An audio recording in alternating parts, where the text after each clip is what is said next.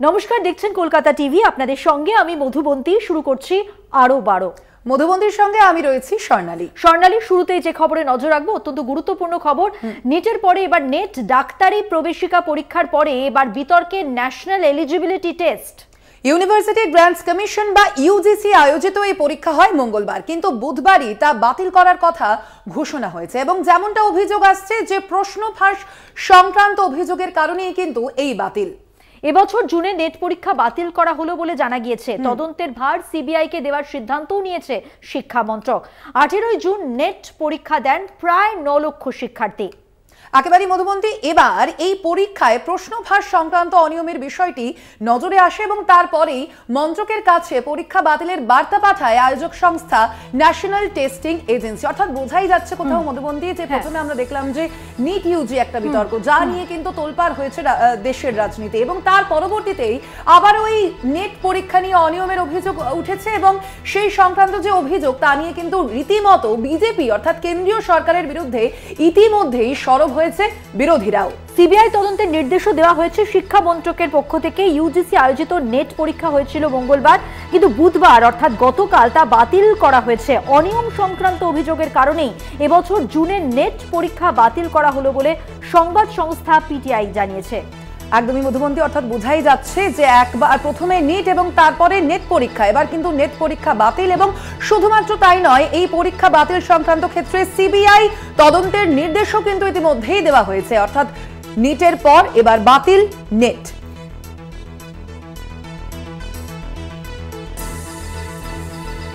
অনিয়মের অভিযোগে পরীক্ষা বাতিল হয়েছে। এ প্রসঙ্গে কি বলেছেন তৃণমূল মুখপাত্র অরূপ চক্রবর্তী, শুনে নেব।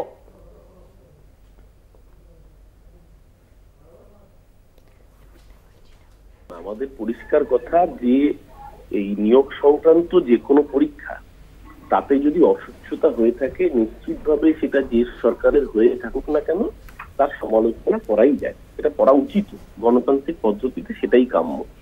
কিন্তু আমি তো জানতে চাই সেই বিচারপতির, মহামহিম বিচারপতি যাকে কার্যত ভগবানের মর্যাদা দিয়েছিলেন এবং দেখা গিয়েছিল তিনি আসলে বিজেপির সাথে যোগাযোগ রেখে বিজেপি প্রার্থী হয়েছিলেন, সেই বিচারপতি চুপ কেন?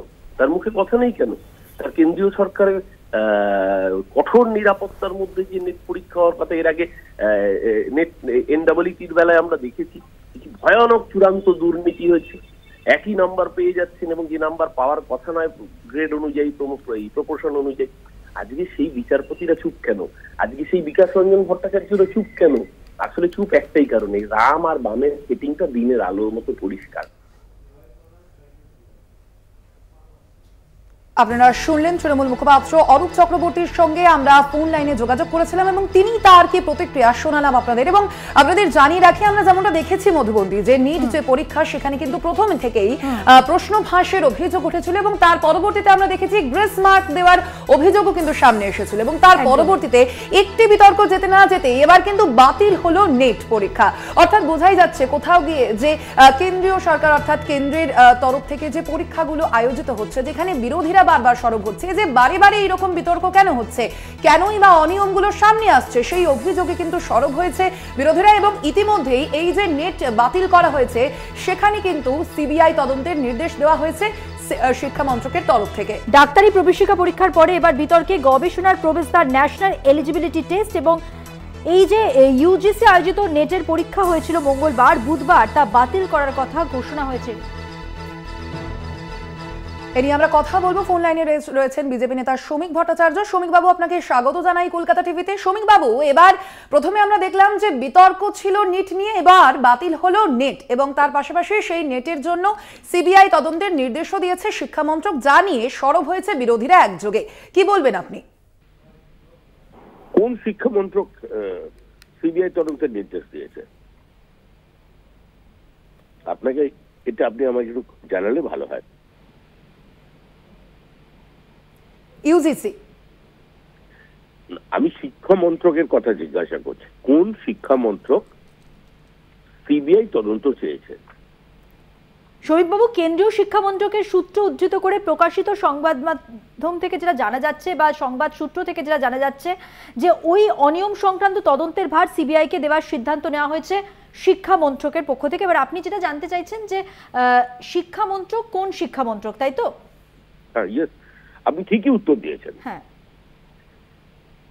এই গোটা বিষয়টা নিয়ে আপনার প্রতিক্রিয়া জানতে চাইবো। আমি গোটা বিষয়কে নিয়ে আপনার প্রতিক্রিয়া দেব।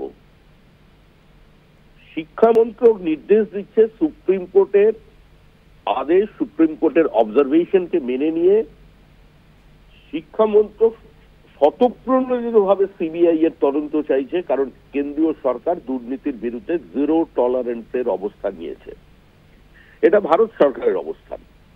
আর পশ্চিমবঙ্গ সরকার যখন শিক্ষার দুর্নীতি সিবিআই তদন্তের দাবি করা হয়, তখন তারা সিবিআই তদন্ত বন্ধ করবার জন্য আপনার ট্যাক্সের টাকা খরচা করে তারা সুপ্রিম কোর্টে গিয়ে মামলা লড়ে, যাতে দুর্নীতি চুরির তদন্ত না হয়।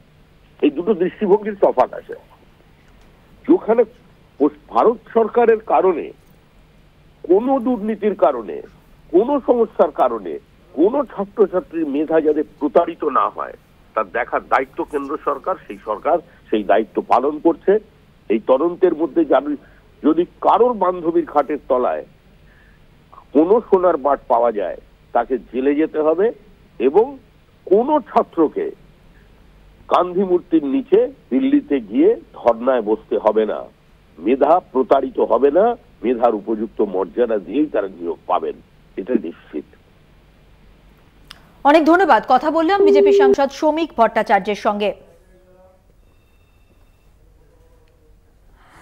গত মঙ্গলবার দুটি অর্ধের নেট পরীক্ষা দিয়েছিলেন প্রায় 9 লক্ষ শিক্ষার্থী, কিন্তু স্বরাষ্ট্র মন্ত্রকের অধীনস্থ সংস্থা ভারতীয় সাইবার ক্রাইম কোঅর্ডিনেশন সেন্টারের জাতীয় সাইবার ক্রাইম থ্রেট অ্যানালিস্টিক্স ইউনিট থেকে পাওয়া কিছু তথ্যের ভিত্তিতে পরীক্ষায় প্রশ্ন ফাঁস সংক্রান্ত অনিয়মের বিষয়টি নজরে এসেছে বলে সরকারি সূত্রের খবর, এবং তারপরেই মন্ত্রকের কাছে পরীক্ষা বাতিলের বার্তা পাঠায় আয়োজক সংস্থা ন্যাশনাল টেস্টিং এজেন্সি, এবং এই অনিয়মের অভিযোগের কারণেই কিন্তু পরীক্ষা বাতিল, এমনটাই সূত্রের খবর। এবং মধুবন্তী আমরা দেখেছি যে নিট পরীক্ষাতেও কিন্তু একই রকম ভাবে এই অনিয়মের অভিযোগ উঠেছিল জাতীয় পরীক্ষা নিয়ামক সংস্থা অর্থাৎ ন্যাশনাল টেস্টিং এজেন্সির বিরুদ্ধে, এবং সে নিয়েও একরাশ বিতর্কের সূত্রপাত হয়েছিল। এবং এবার আমরা দেখতে পাচ্ছি নিটের বিতর্কের পর বাতিল নেট।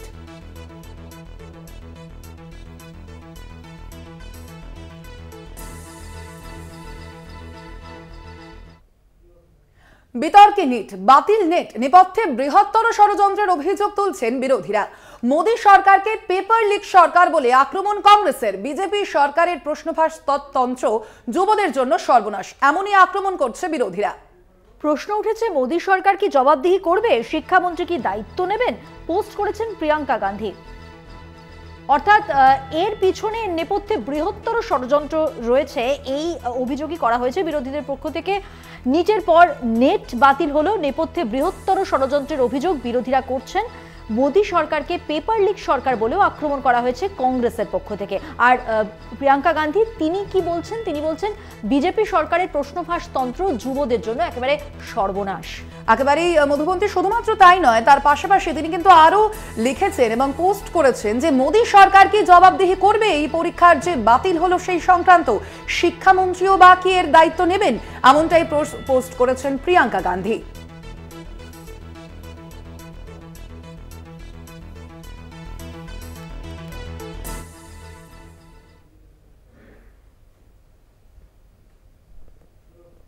নিট বিতর্কে চাঞ্চল্যকর স্বীকারোক্তি ধৃতের। পরীক্ষার ঠিক আগের দিনই প্রশ্ন ফাঁস। বিহার পুলিশের জেরায় কবুল করেছেন ওই ধৃত অমিত আনন্দের। বিহারে এখনো পর্যন্ত 13 জন গ্রেফতার হয়েছে। একদমই মধুবন্তী, এবং পরীক্ষার্থীদের থেকে 30 থেকে যেমনটা জানা যাচ্ছে যে 32 লক্ষ টাকা নেওয়া হয়, এমনটাই কিন্তু অভিযোগ সামনে আসছে। অর্থাৎ যে খবরের দিকে আমরা নজর রেখেছি, বিহারে এখনো পর্যন্ত 13 জন গ্রেপ্তার করা হয়েছে, এবং বিহার পুলিশের যে জেরা সেখানেই এমনটা কবুল করেছে সেই ধৃত। নিট বিতর্কে চাঞ্চল্যকর স্বীকারোক্তি সে করেছে, যেমনটা তুমি বলছিলে স্বর্ণালী। পরীক্ষার ঠিক আগের দিনই প্রশ্ন ফাঁস হয়েছে। বিহার পুলিশের জেরায় কবুল করেছে ধৃত অমিত আনন্দ। বিহারে এখনো পর্যন্ত 13 জনকে গ্রেফতার করা হয়েছে। পরীক্ষার্থীদের থেকে 30 থেকে 32 লক্ষ টাকা নেওয়া হয়েছে, এমনটাই অভিযোগ সামনে এসেছে। শুধুমাত্র অভিযোগই নয়, এখনো পর্যন্ত এই ঘটনায় গ্রেপ্তার হয়েছেন 13 জন, এবং বিহার পুলিশের জেরায় এমনটাই কবুল করেছে ধৃত অমিত আনন্দ। নিট বিতর্কে চাঞ্চল্যকর স্বীকারোক্তি ধৃতের।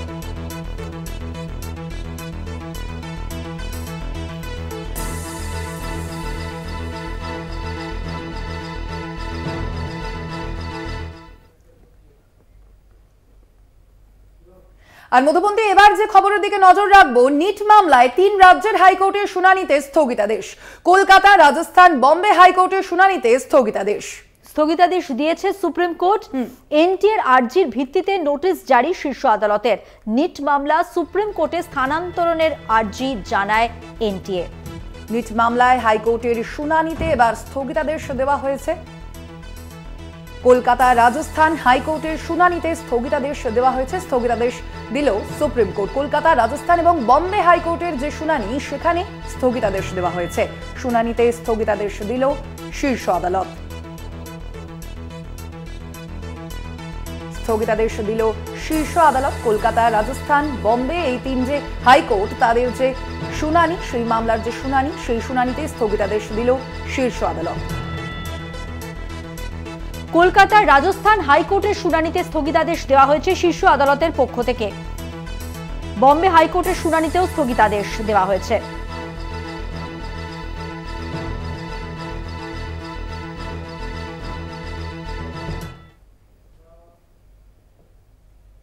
আরো বারোতে সময় হয়ে গেছে একটা বিরতি নেওয়ার। ফিরছে আরো অন্যান্য খবর নিয়ে, সঙ্গে থাকুন।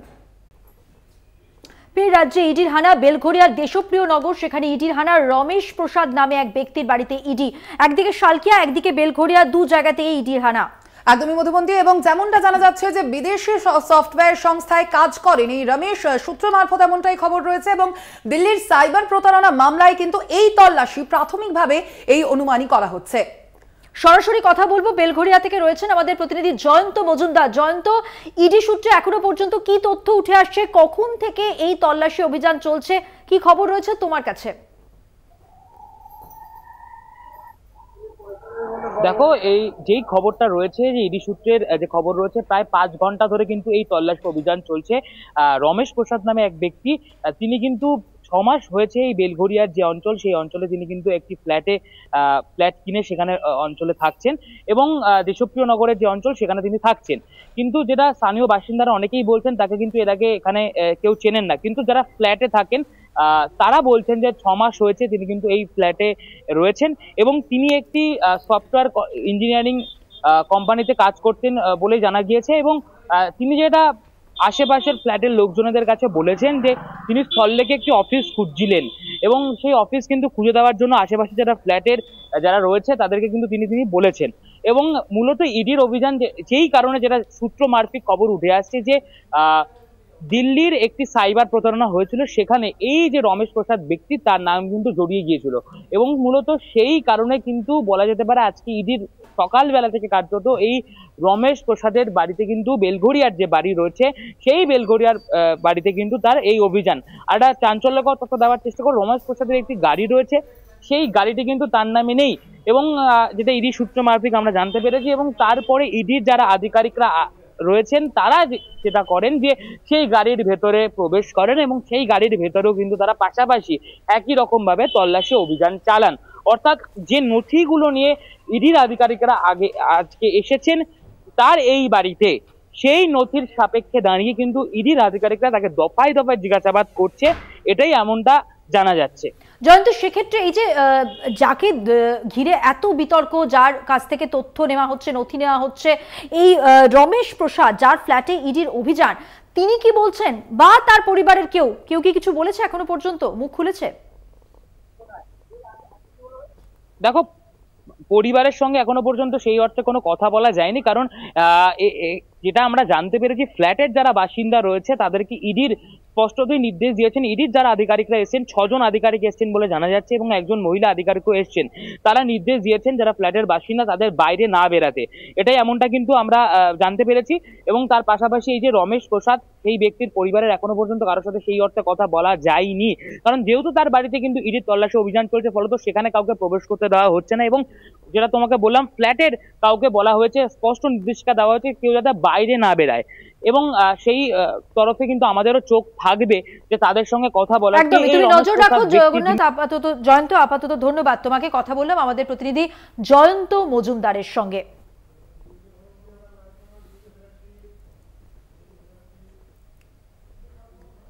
শুধুমাত্র বেলঘরিয়াতেই কিন্তু নয় মধুবন্তী, তার পাশাপাশি রাজ্যে ফের অভিযান এবং দিল্লির প্রতারণা মামলায় হাওড়ার শালকিয়ায় হানা। মনোজ দুবে নামে এক ব্যক্তির বাড়িতে ইডির হানা। লিলুয়ার তেঁতুলতলায় মোহাম্মদ হোসেনের বাড়িতে ইডির তল্লাশি। অর্থাৎ বোঝাই যাচ্ছে মধুবন্তী যে ভোট পরবর্তী সময়ে কিন্তু আবারও কেন্দ্রীয় এজেন্সির যে তৎপরতা তা কিন্তু তুঙ্গে, এবং রাজ্যের একাধিক জায়গায় সেই হানা আমরা দেখতে পাচ্ছি। একদিকে যেমন দেখা যাচ্ছে যে বেলঘরিয়া, তার পাশাপাশি হাওড়ার দুই জায়গায়, একদিকে শালকিয়া এবং অন্যদিকে লিলুয়ায় ইডির এই তল্লাশি অভিযান চলছে। এবং এ বিষয়ে আমরা কথা বলবো, সরাসরি রয়েছেন আমাদের প্রতিনিধি জগন্নাথ সামন্ত, অবশ্যই তার সঙ্গে কথা বলবো। তবে তার পাশাপাশি আপনাদের জানিয়ে রাখি যে এখনো পর্যন্ত যেমনটা সূত্র মারফত জানা যাচ্ছে যে তল্লাশি অভিযান কিন্তু চলছে হাওড়ার দুই জায়গায়, অর্থাৎ একদিকে লিলুয়া এবং অন্যদিকে শালকিয়া। ইডির এই তল্লাশি অভিযান চলছে দিল্লির প্রতারণা মামলায় হাওড়ার শালকিয়ায় ইডির হানা, এমনটাই প্রাথমিক সূত্রে অনুমান করা হচ্ছে। একদিকে আপনাদের জানাচ্ছিলাম যে বেলঘরিয়ার দেশপ্রিয় নগরেও ইডির হানা, এবং তার পাশাপাশি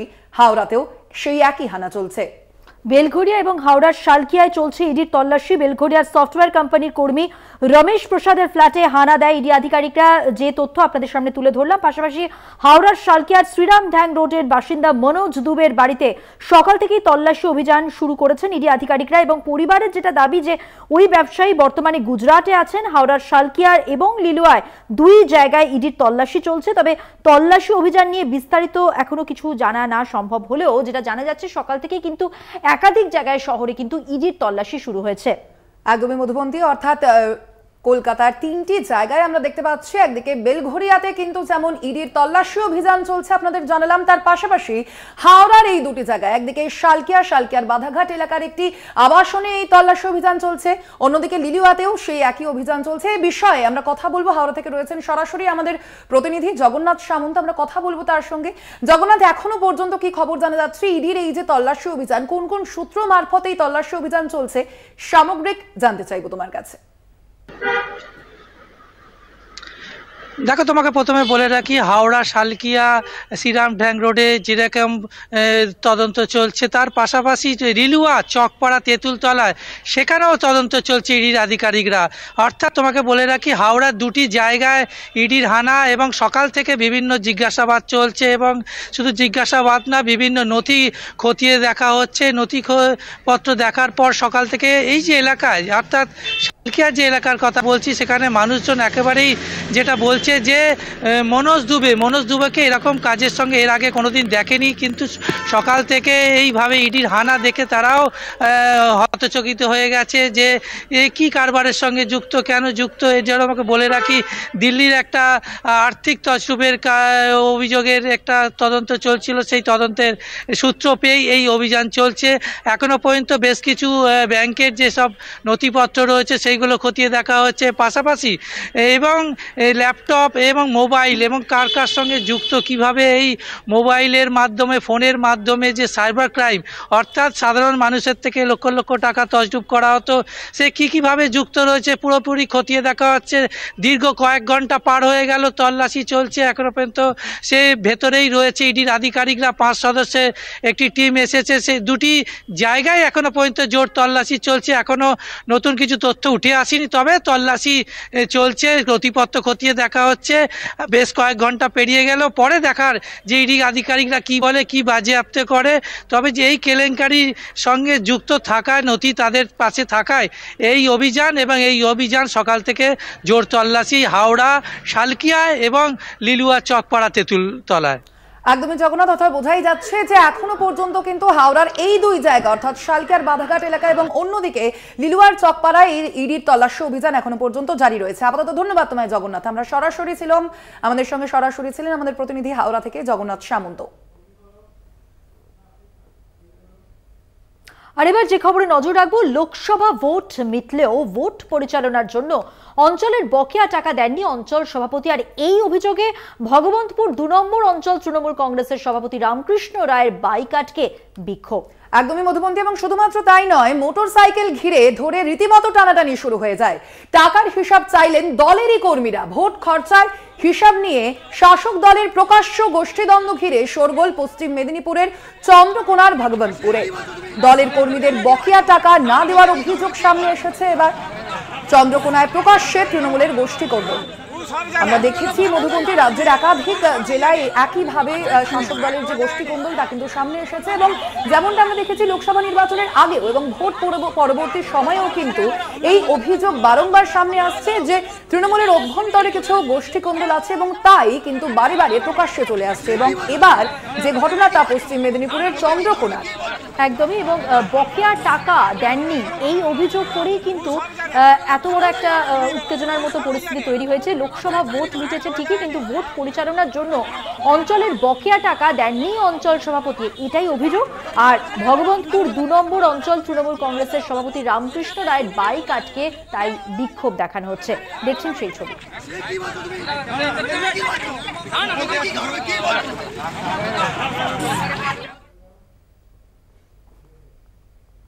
আর আরো বারোতে সময় হয়ে গেছে আরো একটা বিরতি নেওয়ার। ফিরছে আরো অন্যান্য খবর নিয়ে, সঙ্গে থাকুন। ফিরে এলাম বিরতির পর, দেখছেন আরো বারো। আর এই মুহূর্তে আমরা নজর রাখবো যে খবরের দিকে। ঘরের মধ্যেই বিভীষণ ছিল, আমরা তা বুঝতে পারিনি, সোশ্যাল মিডিয়ায় পোস্ট কোচবিহার দক্ষিণের বিজেপি বিধায়ক নিখিল রঞ্জন ঘোষের। আর এই পোস্ট ঘিরেই চাঞ্চল্য। মঙ্গলবারই বিজেপি সাংসদ অনন্ত মহারাজের সঙ্গে দেখা করেন মুখ্যমন্ত্রী, আর সেটা সৌজন্য সাক্ষাৎ ছিল এমনটাই দাবি করা হয়েছে। গ্রেটার কোচবিহার প্রধান অনন্ত মহারাজই এই দাবি করেছেন। একদমই, আমরা দেখেছি মঙ্গলবার যে সাক্ষাৎ ঘিরে কিন্তু বারংবার একাধিক বিতর্ক সামনে এসেছে এবং এবার এমনই চাঞ্চল্যকর পোস্ট করেছেন কোচবিহার দক্ষিণের বিজেপি বিধায়ক নিখিল রঞ্জন। রবিউল প্রতিনিধি হোসেন রয়েছেন আমাদের সঙ্গে টেলিফোন লাইনে, কথা বলবো রবিউল হোসেনের সঙ্গে। রবিউল, সোশ্যাল মিডিয়ায় যে পোস্ট করেছেন কোচবিহার দক্ষিণের বিজেপি বিধায়ক, সেই পোস্ট তিনি কি ভেবে করলেন, তার বক্তব্য কি স্পষ্ট করতে চাইলেন এই পোস্টকে ঘিরে, কি জানতে পারা যাচ্ছে, কি বোঝাতে চাইলেন তিনি? মমতা বন্দ্যোপাধ্যায় যখন কোচবিহারে এসেছিলেন, এসেই কিন্তু তিনি কোচবিহারের বিজেপির যে রাজ্যসভার সাংসদ তথা গ্রেটার নেতা অনন্ত মহারাজ তার বাড়িতে স্বতন্ত্র চলে যান এবং সেখান থেকে সৌজন্য সাক্ষাৎ করেন। যদিও সেই সৌজন্য সাক্ষাতের পর তৃণমূল কংগ্রেসের তরফ থেকে বা অনন্ত মহারাজের তরফ থেকে কোনোভাবেই কিন্তু রাজনৈতিক জল্পনার দাবি করা হয়নি, উভয়ের তরফ থেকে কিন্তু সৌজন্য সাক্ষাতের কথা বলা হয়েছে। কিন্তু তারপরেও অনন্ত মহারাজের বাড়ি থেকে বেরিয়ে আসার পর মুখ্যমন্ত্রীকে যখন অনন্ত মহারাজ বরণ করছিলেন, ঠিক সেই সময়কার একটি ছবি সামাজিক যোগাযোগ মাধ্যম ফেসবুকে পোস্ট করে কোচবিহার দক্ষিণ বিধানসভার যিনি বিজেপি বিধায়ক রয়েছেন নিখিল রঞ্জন দে, তিনি কিন্তু স্পষ্টতই সোশ্যাল মিডিয়ায় লেখেন যে ঘরের মধ্যে বিভীষণ ছিল, আমরা এতদিন বুঝতে পারিনি। আর আমরা তার এই পোস্টের পরে কিন্তু আমরা কথা বলার চেষ্টা করছিলাম বিধায়ক নিখিল রঞ্জনদের সঙ্গে। তিনি কিন্তু জানিয়েছেন যে এই যে কোচবিহার কেন্দ্রে যে ভরাডুবি, এর পিছনে এই যে অনন্ত মহারাজ লোকসভা নির্বাচনে এবার যে দলের প্রচার ছিল বিজেপি, সেই প্রচারে কিন্তু তিনি একদমই কোনো প্রচারে যাননি এবং তিনি স্পষ্ট জানাচ্ছেন যে বিজেপির তরফ থেকে একাধিকবার তাকে প্রচারে যাওয়ার প্রস্তাব দেওয়া হলেও কিন্তু তিনি যাননি, একেবারেই নীরব থেকেছেন। আচ্ছা, এই পোস্টকে ঘিরে রবিউল তোমাকে একটু বিরত করেই জানতে চাইবো, স্থানীয় যারা বিজেপি নেতৃত্ব রয়েছেন তাদের কি বক্তব্য? স্থানীয় যারা বিজেপি নেতৃত্ব রয়েছেন তারা কিন্তু স্পষ্টতই জানাচ্ছেন যে এবারের ভোটে যে একেবারে রেজাল্টের পরেই যেহেতু মুখ্যমন্ত্রী মমতা বন্দ্যোপাধ্যায় অনন্ত মহারাজের বাড়িতে এলেন, তাই এবারের ভোটে অনন্ত মহারাজ পরিপন্থী যে গেটার সদস্যরা রয়েছেন তাদের ভোট কিছুটা হলেও বিজেপির প্রতিকূলে পড়েছে। আর সেজন্যই কিন্তু বিজেপির প্রার্থী তথা কেন্দ্রীয় স্বরাষ্ট্র প্রতিমন্ত্রী বিদায়ী প্রতিমন্ত্রী নিশীথ প্রামাণিক তিনি কিন্তু হেরেছেন, এমনটাই বিজেপি নেতৃত্বদের মত। যদিও কিন্তু এই যে নিখিল রঞ্জন ঘোষের যে ফেসবুক পোস্ট, সেই ফেসবুক পোস্টকে একেবারেই পাত্তা দিতে নারাজ গেটার সুপ্রিমো তথা রাজ্যসভার সাংসদ অনন্ত মহারাজ। তিনি কিন্তু একেবারেই তার সঙ্গে যখন কথা বলার চেষ্টা করছেন তিনি স্পষ্ট জানাচ্ছেন যে নিখিল রঞ্জন দে ভালো বোঝেন, তাই তিনি যা লিখেছেন ভালোই লিখেছেন এবং তিনি এটাও জানিয়েছেন সেই যে বিভীষণ তাকে কটাক্ষ করা হয়েছে, এই বিভীষণ কটাক্ষকে তিনি পাল্টা কটাক্ষ করে বলেছেন যে বিভীষণ কিন্তু রামভক্ত ছিল এবং রামভক্ত ছিল জন্যই তিনি দেশের সেবা করেছেন এবং সমাজকে রক্ষা করেছেন, জাতিকে রক্ষা করেছেন।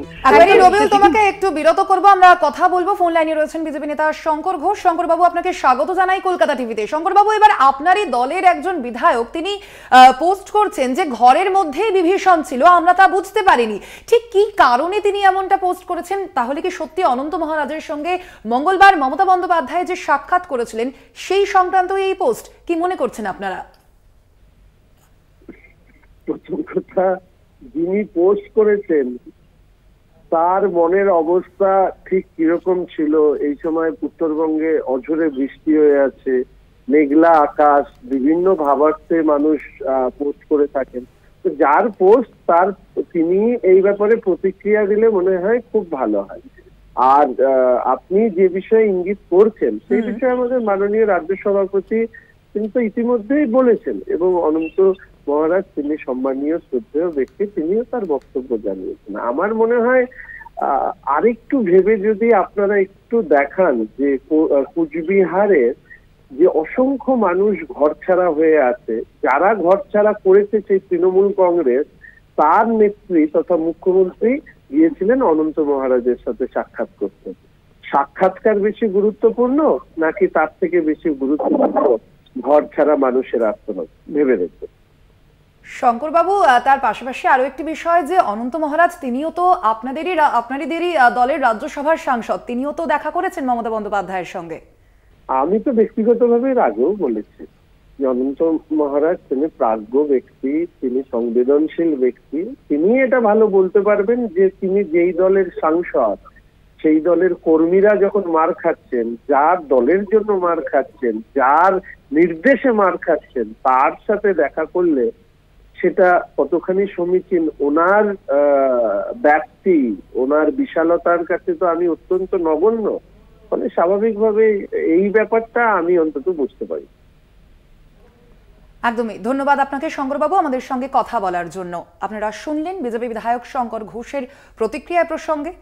যেমনটা আপনাদের জানাচ্ছিলাম, কোচবিহারের বিজেপি বিধায়ক নিখিল রঞ্জন দের এই পোস্ট ঘিরে যেখানে উনি লিখেছেন যে ঘরের মধ্যেই বিভীষণ ছিল কিন্তু আমরা তা বুঝতে পারিনি, এমনই পোস্ট ঘিরে কিন্তু এবার বিতর্ক শুরু হয়েছে। এবং যেমনটা ধারণা করা হচ্ছে, রাজনৈতিক মহল যেমনটা মনে করছে যে মঙ্গলবার আমরা যে ছবি দেখেছিলাম যে অনন্ত মহারাজের সঙ্গে দেখা করেছিলেন মুখ্যমন্ত্রী মমতা বন্দ্যোপাধ্যায়, এবং তাকে ঘিরেই কিন্তু এই পোস্ট নিখিল রঞ্জন দের।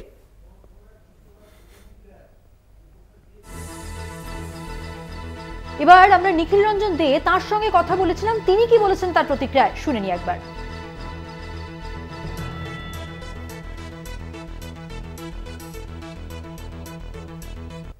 দেখুন, বিষয়টা হচ্ছে যে এবার লোকসভা নির্বাচনে উত্তরবঙ্গের যে আমাদের শিলিগুড়ি জোন, সেই শিলিগুড়ি জোনের মধ্যে 4টার মধ্যে 3টা সিট আমরা জিতলাম, আর কুচবিহারের সিট আমরা পরাজিত হয়েছি। ঠিক তার পর মুহূর্তেই মাননীয় মুখ্যমন্ত্রী দেখা করতে গেলেন অনন্ত মহারাজের সাথে। তো এতে করে বোঝা যায় যে নিশ্চয়ই তলে তলে কোনো ব্যাপার ছিল, আর তার প্রতিদান দিতে বা ধন্যবাদ জ্ঞাপন করার জন্য মাননীয় মুখ্যমন্ত্রী ওনার বাড়িতে চলে গেলেন। তো স্বাভাবিকভাবেই আজকে যার দয়াতে বা যার মাধ্যমে আজকে তিনি রাজ্যসভার সাংসদ হয়েছেন, তিনি বলছেন তাকে নাকি গুরুত্ব দেওয়া হয় না। তো গুরুত্ব যদি দেওয়া নাই হয়ে থাকে তাহলে তিনি রাজ্যসভার সাংসদ হলেন আমাদের এমএলএদের সমস্ত নির্বাচিত জনপ্রতিনিধিদের ভোটে। অথচ এবার আমরা তাকে একদিনের জন্য কোথাও প্রচারে দেখতে পেলাম না। একজন রাজ্যসভার সাংসদ উত্তরবঙ্গের থেকে এই প্রথম আমাদের ভারতীয় জনতা পার্টির পক্ষ থেকে একজন রাজ্যসভার সাংসদ আমরা পেয়েছিলাম, কিন্তু তাকে আমরা কোনোভাবেই কোনো প্রোগ্রামে বা কোনো মিটিংয়ে আমরা দেখতে পাইনি। শুধুমাত্র অমিত শাহ এবং প্রধানমন্ত্রী। নিখিল রঞ্জন দে তিনি তার বক্তব্য কিন্তু স্পষ্ট করলেন, আমরা শুনলাম, এবং তিনি যে পোস্ট করেছেন ঘরের মধ্যে বিভীষণ ছিল আমরা বুঝতে পারিনি, সেই পোস্টে একটি ছবিও রয়েছে যেখানে অনন্ত মহারাজের সঙ্গে মমতা বন্দ্যোপাধ্যায়ের সেই সাক্ষাতের মুহূর্ত। আমরা কথা বলবো, আমাদের সঙ্গে টেলিফোন লাইনে রয়েছেন আমাদের প্রতিনিধি রবিউল হোসেন। রবিউল, এই যে সাক্ষাৎ, সেদিন যখন সাক্ষাৎ হয়েছিল সেদিনই আমরা বলছিলাম যে যথেষ্ট ইঙ্গিতপূর্ণ এই সাক্ষাৎ, এবং তারপর এই পোস্ট, সব মিলিয়ে রাজনৈতিক তরজা তো তাহলে তুঙ্গে। দেখো, তোমাকে জানিয়ে রাখি, একেবারেই এই যে অনন্ত মহারাজ যিনি রয়েছেন কোচবিহারের গেটার সুপ্রিমো, একেবারেই বলতে গেলে সবসময় তিনি কিন্তু খুব মেপে কথা বলেন, কম কথা বলেন, এবং প্রত্যেকটি কথার মাঝখানে কিছু না কিছু হলো জল্পনা রেখে দেন। সেদিন যখন মুখ্যমন্ত্রীর সঙ্গে তার সাক্ষাৎ হলো, সাক্ষাতের পর একদিকে যেমন তিনি বিজেপির জেলা নেতৃত্বের দিকে তোপ দেখেছেন, অপরদিকে কিন্তু রাজনৈতিক জল্পনা নিয়ে যখন আমরা সাংবাদিকরা তার কাছে জানতে চেয়েছিলাম, তিনি কিন্তু একবার যখন দাবি করেছিলেন তিনি বিজেপির সাংসদ, অপরদিকে কিন্তু তিনি দাবি করেছিলেন যে সময় কথা বলবে। আর তারপরেই বিজেপির বিধায়ক নিখিল রঞ্জন দের এই পোস্টের পর আজকে যখন পুনরায় তার সঙ্গে আমরা দেখা করে কথা বলার চেষ্টা করলাম, তিনি কিন্তু স্পষ্টতই একেবারে রামায়ণের কিছু কথা উল্লেখ করে তিনি কিন্তু স্পষ্টতই জানালেন যে দুষ্টের দমন হবে, সৃষ্টির পালন হবে।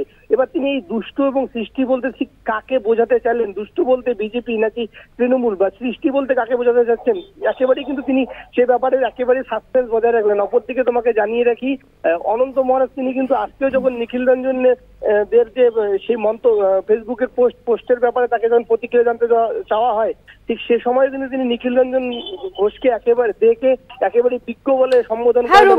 এটাও জানান। ধন্যবাদ তোমাকে। কথা বললাম আমাদের প্রতিনিধি রবিউল হোসেনের সঙ্গে।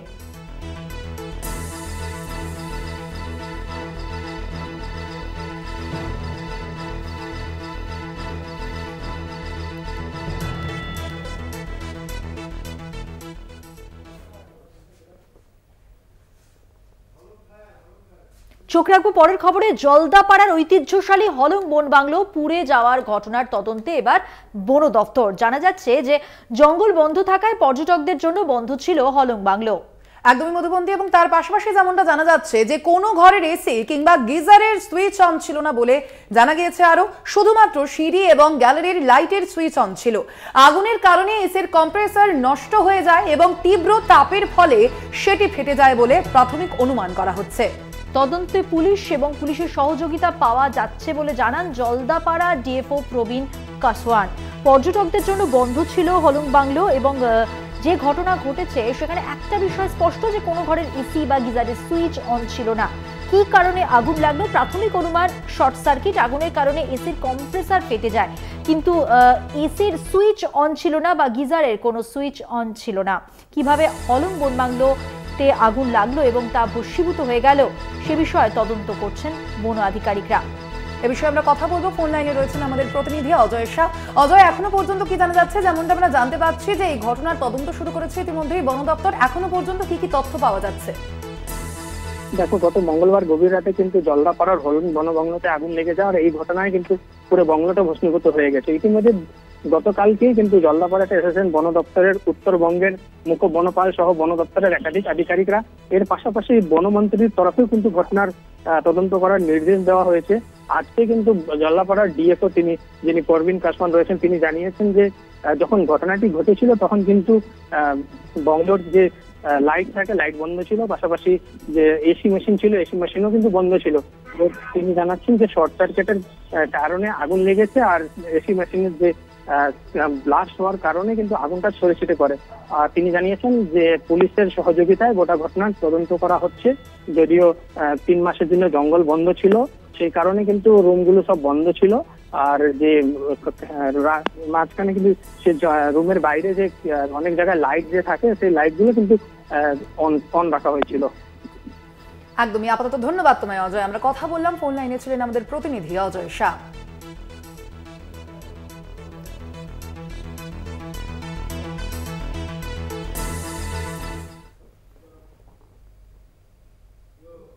আর এবার নজর রাখবো যে খবরের দিকে মধুবন্তী। সুন্দরবনের পর্যটনে বিশেষ নজর মুখ্যমন্ত্রীর। কেরলের মতো সুন্দরবনের পর্যটনকে সাজানোর নির্দেশ তার। বিভিন্ন সংস্থার সঙ্গে কথা বলার নির্দেশ দিয়েছেন তিনি। পর্যটন দফতরকে নির্দেশ মুখ্যমন্ত্রীর। নবান্ন সূত্রের খবর, অর্থাৎ স্বর্ণালী কেরলে যেরকম ভাবে সেজে উঠেছে এবং পর্যটন কেন্দ্র হিসেবে আকর্ষণীয় হয়ে উঠেছে, সেরকম ভাবেই সুন্দরবনের পর্যটনের ক্ষেত্রে একটা কোনো বিশেষত্ব বা বৈশিষ্ট্য আনার চেষ্টা বা তাকে সাজিয়ে তোলা, এই সমস্ত ক্ষেত্রে জোর দিতে চাইছেন মুখ্যমন্ত্রী। তিনি নির্দেশও দিয়েছেন, বিভিন্ন সংস্থার সঙ্গে কথা বলার কথাও তিনি বলেছেন। একদমই মধুবন্তী, আমরা যেমনটা জানি যে সুন্দরবন কিন্তু অবশ্যই বাংলার একটা সম্পদ এবং পর্যটন ক্ষেত্রে তাকে যেন আরো নতুন করে সাজানো যায়। আমরা যেমনটা দেখেছি মধুবন্তী যে কেরলে বোটিং ব্যবস্থা, সেখানে যে সৌন্দর্য আলাদা করে তুলে ধরা হয়েছে এবং কেরলের সৌন্দর্যতা কিন্তু অবশ্যই নজর কাড়ে সমগ্র দেশবাসীর, এমনকি বিদেশিরাও তারাও কিন্তু সেখানে ঘুরতে আসেন। এবং সেই মতোই কিন্তু এবার রাজ্যের এই সুন্দরবনকে আরো বিশেষভাবে সাজানোর জন্য প্রচেষ্টা করছেন মুখ্যমন্ত্রী মমতা বন্দ্যোপাধ্যায়, এবং এমনটাই তিনি নির্দেশ দিয়েছেন পর্যটন দপ্তরকে, এমনটাই জানা যাচ্ছে নবান্ন সূত্রে। সম্প্রতি মুখ্যমন্ত্রী মমতা বন্দ্যোপাধ্যায় প্রশাসনিক বৈঠক করেছিলেন, আর ওই বৈঠকে পর্যটন শিল্প নিয়ে বিশেষ গুরুত্ব দিয়েছিলেন মমতা বন্দ্যোপাধ্যায়। নবান্ন সূত্রে খবর, সেই বৈঠকেই মুখ্যমন্ত্রী সুন্দরবনের পর্যটন নিয়ে বিশেষ আলোচনা করেন। প্রতি বছরই শীতের শুরু থেকেই সুন্দরবনে দেশ বিদেশের বহু পর্যটক আসেন এবং তাই সুন্দরবনের পর্যটনকে আরো বেশি আকর্ষণীয় করে তোলার জন্য তিনি নির্দেশ দিয়েছেন। এ বিষয়ে আমরা কথা বলবো। ফোন লাইনে রয়েছেন আমাদের বিশেষ প্রতিনিধি দীপ্তিমান ভট্টাচার্য। দীপ্তিমান, কি জানা যাচ্ছে পর্যটন দপ্তরকেই সুন্দরবন সংক্রান্ত ঠিক কি নির্দেশ দিয়েছেন মুখ্যমন্ত্রী? দেখো, এই বিষয়টা নিয়ে মুখ্যমন্ত্রী যেটা নির্দেশ দিয়েছেন সেটা হলো যে সুন্দরবনকে আরো সুন্দর করে কি করে গড়ে তোলা যায়, মূলত পর্যটকদের জন্য আরো ভালো করে পর্যটকদের প্রিয় জায়গা কি করে গড়ে তোলা যায়, সেই হিসাবে কেরালায় যে হাউস বোটের অ্যালিপেতে যে হাউস বোট গুলো রয়েছে সেরকম ভাবে তিনি গড়ে তুলতে বলেছেন এবং নির্দেশ দিয়েছেন যে অ্যালিপের মতন করে এখানে হাউস বোট রেখে কিভাবে আরো সুন্দর করা যায় যেখানে পর্যটকরা এসে ওখানে থাকতে পারবেন। সেই কথা মতন কিন্তু ইতিমধ্যে বেশ কয়েকটি সংস্থার সাথে কথা বলা হয়েছে যারা এই ধরনের হাউস বোট তৈরি করে বা হাউস বোটের ফ্যাসিলিটি দিতে পারে। তো এইভাবে সুন্দরবনকে এইটা একটা পর্যটকদের জন্য, আর বাকি যে জায়গাগুলো রয়েছে অভয়ারণ্য রয়েছে সেই জায়গাগুলোকে আরো ভালো কি করে গড়ে তোলা যায় সেই জন্য কিন্তু পর্যটন দপ্তরকেও তিনি নির্দেশ দিয়েছেন। একদমই। আপাতত ধন্যবাদ তোমায় দীপ্তিমান। আমরা কথা বললাম, ফোন লাইনে ছিলেন আমাদের বিশেষ প্রতিনিধি দীপ্তিমান ভট্টাচার্য।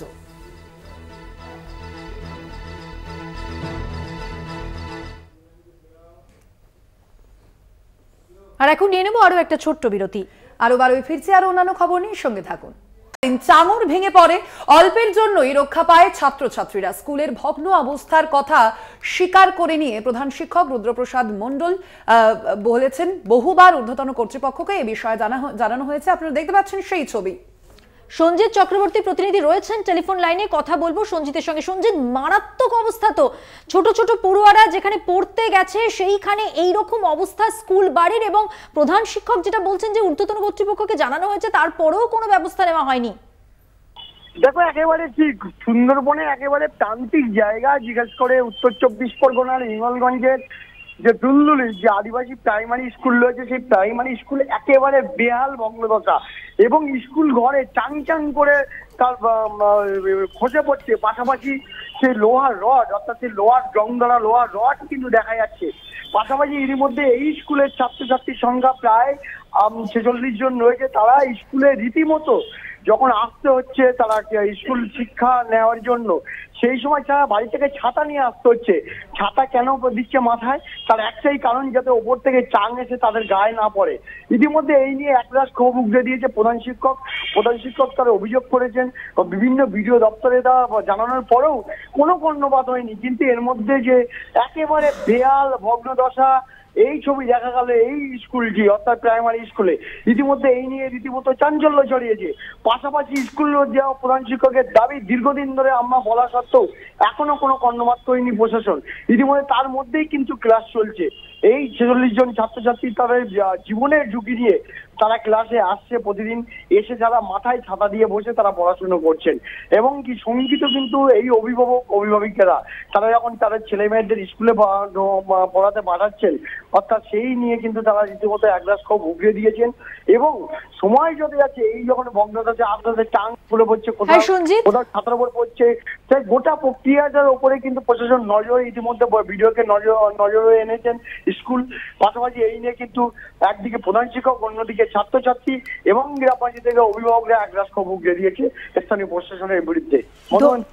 ধন্যবাদ সঞ্জিত। কথা বললাম আমাদের প্রতিনিধি সঞ্জিত চক্রবর্তীর সঙ্গে। আর ঠিক এই বিষয়ে স্কুলের প্রধান শিক্ষক তিনি তার কি প্রতিক্রিয়া শোনাবো আপনাদের। স্কুলের যে ঘরগুলো আপনি দেখেছেন যেখানে পড়ছে বাচ্চারা, ওখানে ওই ছাদের থেকে চাই ভেঙে ভেঙে পড়ছে এবং সেই চাইগুলো অনেক দিন ধরে পড়ছে, যার জন্যে বাচ্চারা ওখানে ছাতা মাথা দিয়ে পড়তে আসছে। এবং আমি ঊর্ধ্বতন কর্তৃপক্ষকে বেশ কয়েক বছর ধরেই জানিয়েছি কয়েকবার, আর আমাদের তো বছরে ডাইস পূরণ করতে হয়, ডাইস ফর্মে আমি রিপোর্টও দিয়েছি, কিন্তু এখনো পর্যন্ত সেরকমভাবে কোনো রকম আমাদের ব্যবস্থা হয়নি।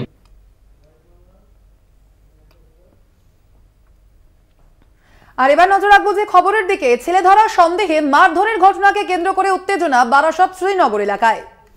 সচেতনতা বাড়াতে রাস্তায় নেমেছে পুলিশ। বারাসাত পুলিশ ডিস্ট্রিক্টের তরফ থেকে এসপির উপস্থিতিতে এক বেসরকারি স্কুলের সামনে অভিভাবকদের সঙ্গে কথা বলা হয়। আতঙ্কে যাতে কোনো ভুল সিদ্ধান্ত না নেন সেই জন্য হ্যান্ডবিল বিলি করে প্যানিক দূর করার চেষ্টা করে পুলিশ। এ বিষয়ে আমরা কথা বলবো। ফোন লাইনে রয়েছেন আমাদের প্রতিনিধি ভক্তি দে। ভক্তি, কি জানা যাচ্ছে এ বিষয়ে? দেখো, গত কয়েকদিন ধরে সোশ্যাল মিডিয়াতে ছেলে ধরার গুজব যে ছড়াচ্ছে সেই কারণে কিন্তু পুলিশ প্রশাসন আটকাতে পারছিল না। যে বিভিন্ন জায়গায় আমরা দেখছিলাম যে ছেলে ধরা গুজবে বেশ কিছু লোককে মারধর করা হচ্ছে, এমনকি পুলিশ প্রশাসন যখন ঘটনাস্থলে পৌঁছাচ্ছে পুলিশকেও মারধর করা হয়েছে, পুলিশের গাড়ি ভাঙচুর করা হয়েছে। গতকাল আমরা দেখেছি কামাখ্যা মন্দিরের কাছে 28 নম্বর ওয়ার্ড এবং 29 নম্বর ওয়ার্ডে দুই জায়গায় কিন্তু 3 জনকে মারা হয়েছে, আশঙ্কাজনক অবস্থায় তাদেরকে হাসপাতালে ভর্তি করা হয়েছে। এরপর কিন্তু পুলিশ প্রশাসন বিভিন্নভাবে তাদের চেষ্টা করছিল যে মানুষকে সজাগ করতে, সেই কারণে কিন্তু তারা মাইকিং করে বিভিন্ন বারাসাত মধ্যমগ্রামে বিভিন্ন অঞ্চলে তারা কিন্তু চেষ্টা করছিল মানুষকে সজাগ করতে। আজকে কিন্তু দেখা গেল পুলিশ প্রশাসন, এসপি নিজে, অ্যাডিশনাল এসপি, এসডিপিও, তারা সবাই মিলে বিভিন্ন স্কুলে গিয়ে, বিশেষ করে কালকে যে ঘটনাটা ঘটে সেন্ট্রাল মডার্ন স্কুলের কাছে বেসরকারি স্কুল, সেখানে গিয়ে তাদের অভিভাবক, ছাত্রছাত্রী এবং কি স্থানীয় বাসিন্দাদের তারা বোঝায় যে গুজবে কান দেবেন না, প্ররোচনায় কান দেবেন না। কেন বিভিন্ন প্ররোচনায় সোশ্যাল মিডিয়ায় হওয়ার পর কিন্তু এই গুজব ছড়িয়ে গেছে যে কিছু একটা চক্র এখানে কাজ করছে, যারা নাকি ছেলেদের নিয়ে যাচ্ছে, তাদের কিডনি নিয়ে নিচ্ছে, চোখ খুলে নিচ্ছে, এইরকম গুজব কিন্তু ছড়াচ্ছে। কিন্তু আদতে কিন্তু কোনো ঘটনাই কিন্তু বারাসাতের বুকে ঘটেনি এবং জেলার বুকে এমন কোনো ঘটনা ঘটেনি। সেক্ষেত্রে একটি ঘটনা ঘটেছিল, সেটা হচ্ছে কাজীপাড়ায়। একদমই অর্থাৎ বোঝাই যাচ্ছে ভক্তি যে আতঙ্ক যাতে না ছড়ায়, গুজব যাতে না ছড়ায়, সেই কারণেই পুলিশের এই প্রচেষ্টা, এই লিফলেট বিলি। ধন্যবাদ তোমায় ভক্তি। আমরা কথা বললাম, ফোন লাইনে ছিলেন আমাদের প্রতিনিধি ভক্তি দে। বলেছিলাম, আজকে भी বলছি কি বারাসাত পুলিশ দেখতে সকাল থেকে যেখানে যত भी শিফট আছে সবাই স্কুল সামনে বাইরে পাড়াতে পেট্রোলিং চলছে, আমার সবাই অফিসার্স ফোর্স সব রোডে আছে। আর আপনার মাধ্যম থেকে আমি লিফলেট ডিস্ট্রিবিউট করছি, আমি ফেসবুকে দিচ্ছি और अभिभावक संगे भी इंटरेक्ट করছি কি এখানে এসব রিউমার আছে, कोई ভয় পাওয়ার দরকার নেই। আমাদের সাথে ওনা কথা হয়নি, ওই পাশে কথা বলেছিলেন, উনি আশ্বস্ত করছেন, এটাই যার। দেখুন আমরা তো মা, আমাদের তো ভয় তো লাগেই না, বাচ্চা আমাদের গাড়ি করে পাঠাই, আমাদের তো একটা ভয় লাগবে না। বাচ্চা, আমার বাচ্চা গাড়িতে আসে।